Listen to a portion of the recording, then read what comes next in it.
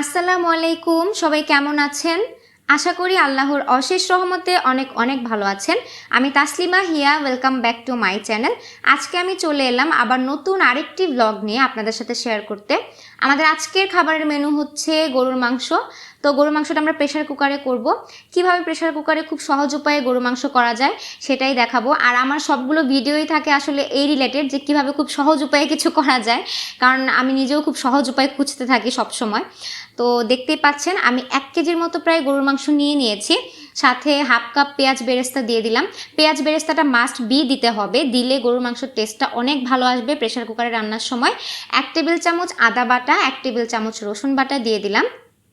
তো এবার হচ্ছে আমি কুচি করা পেঁয়াজও দিব, আস্তা পেঁয়াজ কুচি করা আমি কুচি কুচি করে নিয়েছি। আপনারা চাইলে গোল গোল করেও কাটতে পারেন, প্রায় হাফ কাপের মতো। তো এবার হচ্ছে আমি বাকি মশলাগুলো দিয়ে দিব, দিয়ে একসাথে প্রেশার কুকারে বসিয়ে দিলেই রান্না হয়ে যাবে। প্রেশার কুকারে রান্না তো আসলে তেমন কঠিন কিছু না, খুবই ইজি ব্যাপারটা, আর অত বেশি ঝামেলাও না। তো এই জন্য হচ্ছে আমরা প্রেশার কুকারেই করি। মোটামুটি 2.5 চা চামচ হচ্ছে আমরা মরিচের গুঁড়ো দিলাম। ঝালটা আপনাদের নিজেদের টেস্টের উপর ডিপেন্ড করবে।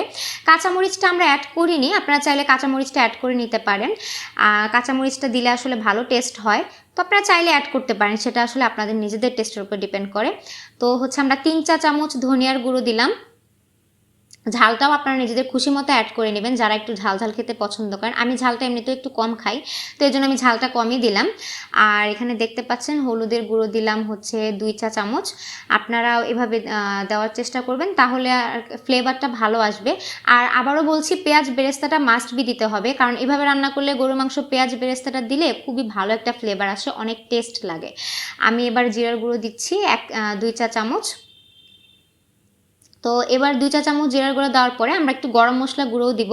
আপনারা চাইলে গরম মশলা গুঁড়োটা নামানোর সময় দিয়ে নামাতে পারেন, বা রান্না করার সময় একসাথে মাখিয়ে বসিয়ে দিতে পারেন। যেহেতু আমরা একদম লক করে বসাবো, শুধু সিটি বাজবে, তো সেই ক্ষেত্রে আর লকটা খোলার কোনো প্ল্যানিং আমাদের নাই। তো এর জন্য আমরা একবারে হচ্ছে একসাথে দিয়েই বসিয়ে দিচ্ছি।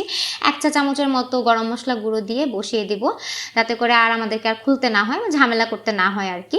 তো এবার হচ্ছে আমরা তেল দিব। তো তেল যে আপনাদেরকে সরিষার তেল ইউজ করতে হবে ব্যাপারটা সেরকম না। আমরা সরিষার তেল দিয়ে রান্না করে খাই, আপনারা চাইলে অন্য তেল ইউজ করতে পারেন, আপনাদের ইচ্ছা। কিন্তু সরিষার তেল দিয়ে যে কোনো খাবার খেতেই না আসলে অনেক ভালো লাগে। একদিন একটু ট্রাই করে দেখতে পারেন, আমার মনে হয় খারাপ লাগবে না। আর স্বাস্থ্যের জন্য ভালো, যাদের ঠান্ডা কাশির সমস্যা আছে, কোল্ড অ্যালার্জির সমস্যা আছে। মূলত আমার কোল্ড অ্যালার্জির সমস্যা, যার কারণে আমি সবসময় এই তেলটাই প্রেফার করি। মোটামুটি 1 টেবিল চামচের মতো তেল আর স্বাদ মতো লবণ দিয়ে আমরা মেখে নিচ্ছি। ভিডিও করছি আমি, আর আমাকে রান্নায় সাহায্য করছে আমার রুমমেট সানজিদা লিমা। তো এবার হচ্ছে পরিমাণ মতো মোটামুটি 1 কাপ পানি দিয়ে নিব আমরা। মোটামুটি হালকা ঝোল হালকা কষানো এরকম রাখবো।